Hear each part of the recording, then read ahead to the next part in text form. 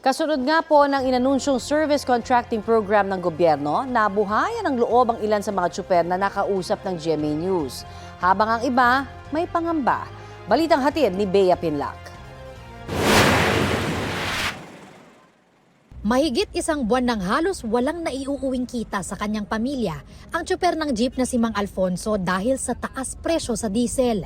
Kaya nabuhayan daw siya ng loob sa service contracting program ng gobyerno na ipatutupad sa April 15.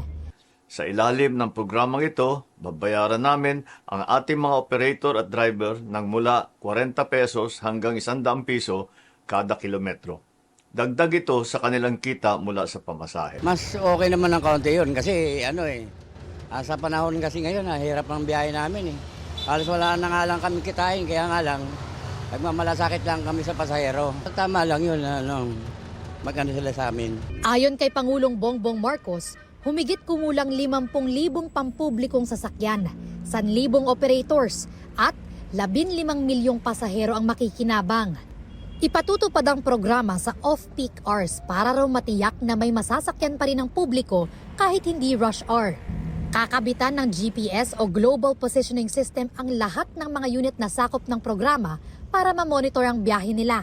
Walang problema kung lalagyan ng GPS. Basta kung ano yung nararapat na ibigay nila sa amin, mabuhay lang kami, okay lang. Pero ngayon pa lang, may pangamba na ang ilang tsuper. Mahirap yung gawin, ma'am. Pag ganyan kasi mahaba naman ang proseso ko eh. Yung proseso natin ngayon mabagal eh. Ano yun, 80% malabo mangyayari. Ganun lang po. Sana po matutupad nila yung ganun na usapan. Paano magtitiwala ang tao dahil sa ganyang bagay, di ba? Dapat itupad muna nila yung Magpapatupad din ang gobyerno ng fuel subsidy na 10 piso kada litro para sa mga PUV na may maximum na 150 liters kada linggo sa loob ng 3 buwan. Magpapatupad tayo ng 10 piso kada litro na bawas para sa public utility vehicle na may maximum na 150 liters kada linggo sa loob ng 3 buwan. Una sa Commonwealth, palalawakin natin ito sa mga susunod na araw sa Quezon Avenue, Espanya, Zapote, A. Bonifacio, Rizal at Marcos Highway hanggang mapalawak natin ito sa buong bansa. Hugot pa rin ang diesel yan. Nasa 10 pisong dagdag. Hugot pa rin ang diesel yun. Sa taas ng diesel. Makakatulong din yun pero hindi pa rin sapat. Para naman sa mga commuter, May kasamang hindi bababa sa 20% na diskwento sa pamasahe. Ang mga ruta ay nakatuon sa mga lugar na may koneksyon sa tren at pangunahing mga bus route upang maging mas maayos, mabilis at maaasahan ang biyahe. matapos ang 5 linggong mega oil price hike, sinabi ng ilang oil industry sources na posibleng bawas presyo naman ang ipatupad sa petrolyo sa susunod na linggo. Sa gitna yan ng umiiral na tigil putukan sa pagitan ng Amerika at Iran. Ang diesel, nasa 2 piso at 50 sentimo hanggang 8 piso kada litro ang posibleng rollback.